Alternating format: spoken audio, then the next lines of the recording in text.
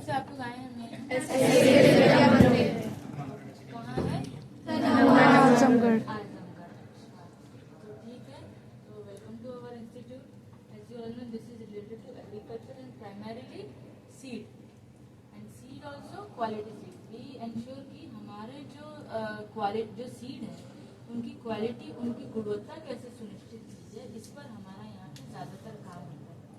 अब काम क्या होता है, वो बहुत ही विविध काम होता है, जिसमें से हमारा प्राइमरी वर्क तो जैसे आपने नाम से ही सुना, seed technology and research work, उससे जितना भी रिलेटेड रिसर्च वर्क होता है, शोध का कार्य होता है, वो यहाँ पे किया जाता है। एंड देन उसके बाद, क्योंकि एज अ कृषि संस्थान, as a agriculture institute, our ultimate beneficiary, our first and ultimate beneficiary is किसान, फार्मर। अभी एक फार्मर का एक प्रोग्राम भी हमारे इधर लगा। तो हमारा जो डे टू डे बेसिस में कैसे किसान को बेनिफिट किया जाए, फार्मर को बेनिफिट किया जाए, ये हमारा अल्टीमेट एम होता है।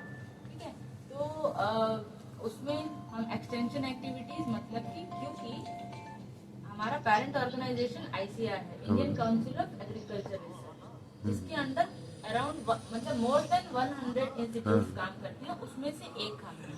ठीक है, तो पैन इंडिया इट फंक्शन, उनका जो फंक्शन है पैन इंडिया है, मतलब कि जैसे हम एक इंस्टीट्यूट है और हम लोग यहाँ पर प्राइमरीली जो सीरियल क्रॉप की सीड है उस पर काम करते हैं, मतलब यहाँ पे जो काम होता है। वैसे तो ये पूरे देश का एक प्रीमियर इंस्टीट्यूट है, जो कि एक अकेला सीड का इंस्टीट्यूट है, यानी देश भर में जहाँ जितना भी seed production, various type of seed production होता है, उसका यहाँ पर मॉनिटरिंग एंड कंपाइलेशन होता है। ठीक है, तो वो तो हम करते ही करते हैं, लेकिन लोकल स्तर पे हमारा जो काम होता है, जो यहाँ पे जो मुख्य रूप से फसलें उगाई जाती हैं, जो कि सीरियल क्रॉप हो गया, दलहन हो गया एंड ऑल, थोड़े बहुत मिलेट हो गए, तो उस पर ज्यादा काम होता है। उसका कैसे हम प्रचार प्रसार किसानों के साथ करें, और उसका जो भी रिलेटेड शोध कार्य होता है वो कैसे होता है। अलग अलग लैब्स एक्चुअली डिवाइडेड हैं, like where you are standing here, it is one of the lab, ये एंटोमोलॉजी लैब है, जिसको हम कहते हैं कीट विज्ञान प्रयोगशाला। बेसिकली ये हमारा सीड हेल्थ यूनिट है हमारे इंस्टीट्यूट का। आप अभी थोड़ी देर बाद सीड टेक लैब जाएंगे, वो हमारा मेन इंस्टीट्यूट है। एंड फिर हमारा यहाँ पे सीड पैथोलॉजी लैब भी है। ठीक है, तो एज अ लाइक हम, जैसे मैंने बताया कि क्वालिटी सीड पर हमारा पूरा फोकस रहता है। तो अगर आप लोग की कौन कौन से क्लास से हैं आप लोग? 10th 11th बस, 10th 11th 12 है। मेंशन लैब नेम और ना, ठीक है। And our institute, this seed institute is established in 31 दिसंबर 2004। 31 दिसंबर 2004 को ये हमारा सीड इंस्टीट्यूट एस्टेब्लिश हुआ था। अब मैं आप लोग को थोड़ा सा आइडिया दूंगी कि which institutes are major institutes are there in Uttar Pradesh, ताकि आप लोग को लगे कि कितना वैरायटी है यहाँ का। तो जैसे कि आप देख रहे हैं, ये हमारा सीड इंस्टीट्यूट है। अगेन हमारे साइड में जो इंस्टीट्यूट है वो भी ICR का है, बट इट इज डिफरेंट। उनका जो मेजर फोकस एरिया है, जो उनका काम कार्य क्षेत्र है, वो सूक्ष्म जीवों पर है, दैट इज माइक्रो ऑर्गेनिजम्स। तो it is called as NBIM, national bureau of agriculturally important micro organism करके उनका इंस्टीट्यूट है। अगेन हम यहाँ से जब बाहर जाते हैं, हमारा बनारस में एक इंस्टीट्यूट है ICR का, दैट रिसर्च वर्क उनका होता है वेजिटेबल में, IIBR है, वेजिटेबल रिसर्च इंस्टीट्यूट। ठीक है, फिर हमारा जो कानपुर में एक एग्रीकल्चर टेक्नोलॉजी का इंस्टीट्यूट है,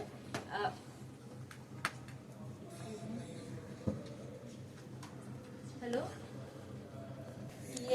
CISR दुगौली में है। फिर हमारा grass and fodder research institute Jhansi में है। एंड फिर sugar cane research institute Lucknow में है। पल्स रिसर्च इंस्टीट्यूट कानपुर में है, IIBR। एंड दिस एक वेटरिनरी रिसर्च इंस्टीट्यूट है, IVRI, that is in Bareilly. Again फिर हमारा CIFRI बेसिकली बैरकपुर में है। Where is Barrackpore? West Bengal. Barrackpore is in West Bengal, लेकिन उसका एक रीजनल स्टेशन हमारा प्रयागराज में है, वो बताना था। मैं पहले ही बताया ना कि यूपी का मैं बता रही हूँ। तो एक्चुअली CFRI बैरकपुर में है, बट उसका एक रीजनल स्टेशन है, वो हमारा प्रयागराज में है। And that is researching on this fisheries research institute है वो। ठीक है, एज यू कैन सी ये जितना भी इंस्टीट्यूट का नाम बताया इसमें एग्रीकल्चर टेक्नोलॉजी आ गया, पल्सेज आ गए, फिशरीज आ गई, वेटरिनरी आ गया, देन हमारा सीड आ गया, देन उनका माइक्रो ऑर्गेनिज्म आ गया. You can see the variety of agriculture कि कितने व्यापक स्तर पे एग्रीकल्चर में काम हो सकता है, रिसर्च हो सकता है. एंड अवर्स इकोनॉमी क्या है, बेसिकली एग्रीकल्चर बेस्ड ही तो है कि नहीं. इसीलिए यहाँ आईसीआर की महत्ता इसलिए और भी बढ़ जाती है. एंड आप मैथ्स का भी है एक स्ट्रीम, स्टैट्स का भी है. तो अदर देन दोज अगर जो टेक्नोलॉजी वाले हैं वो कंट्रीब्यूट करना चाहते हैं एग्रीकल्चर को, तो दे कैन ऑल्सो परसू. वो मैं बात बता रही हूँ. तो फिर उसके बाद तो फिर रिसर्च पीएचडी वर्क जिसको करना है वो करते हैं. अदरवाइज जो एडमिन या फाइनेंस सेक्शन में इंटरेस्टेड है वो फिर आते हैं नॉर्मल से. हम वापस से अपने काम में आते हैं. एक्चुअली यहाँ पे थोड़ा सा क्लियरिटी ये होता कि though the student who will going to proceed in technology like BTech और some of the student will definitely proceed for this simple graduation. So what are the opportunity that the simple graduate student can proceed in that sector? That means research. That I emphasize कि जो simple graduate हैं they can apply for only this admin and finance section. Those who are interested for pure research they have to go through मतलब like proper professional जो degrees हैं, तो जो BSc AG है and all जो उनके entrance exam होते हैं you have to qualify that. क्योंकि जितने भी सारे इवन आईसीआर से एफिलिएटेड मोर देन 78 कॉलेजेस है. स्टेट एग्रीकल्चर यूनिवर्सिटीज तो है ही. Other than 74 around central universities है एग्रीकल्चर यूनिवर्सिटीज. तो उसका एक कंबाइंड एंट्रेंस एग्जाम होता है. एंड एक तो आईसीआर कराता है and I think CUET is now has combined agriculture भी है उसमें. तो एक तो सीयूईटी है एंड आईसीआर का एक अलग से है. नॉट अभी एकदम से नहीं पता है बट आईसीआर भी कंडक्ट कराता है मैम, कराता है. तो वो उसके थ्रू सर एक तो जिसको रिसर्च पर्पस के लिए आना है तो वो बेसिकली वहां से आए तो बेटर होगा. And they are also providing all the streams agriculture, engineering, genetic engineering and all. वो आपको पहले से थोड़ा सा आपको देखना पड़ेगा कि आपकी इंटरेस्ट किस तरफ ज्यादा है, ज्यादा जहाँ पे रुचि आ रही है. आई एम नॉट फोर्सिंग कि नहीं आपको वही लेना है, but if you are getting interest then this is the rule. And germination test करते हैं. जैसे कि आप यहाँ पे कुछ सैंपल देख रहे हैं तो हम 2-3 मेथड होता है. अभी जो आप सीटेक लैब में जाएंगे वहाँ पे हो सकता है काम चल रहा हो या हो चुका होगा पेट्री प्लेट्स में. तो हम दाने का जो साइज है उसके हिसाब से डिसाइड करते हैं कि हम जर्मिनेशन कौन सा लगाएंगे. यदि वो बहुत महीन दाने होते हैं तो हम ऐसे पेट्री प्लेट्स में उनका जर्मिनेशन लगाते हैं. यदि वो मध्यम आकार के होते हैं जैसे आपका गेहूं हो गया, धान हो गया, चना हो गया, उनको हम इस पेपर टॉवल मेथड से लगाते हैं.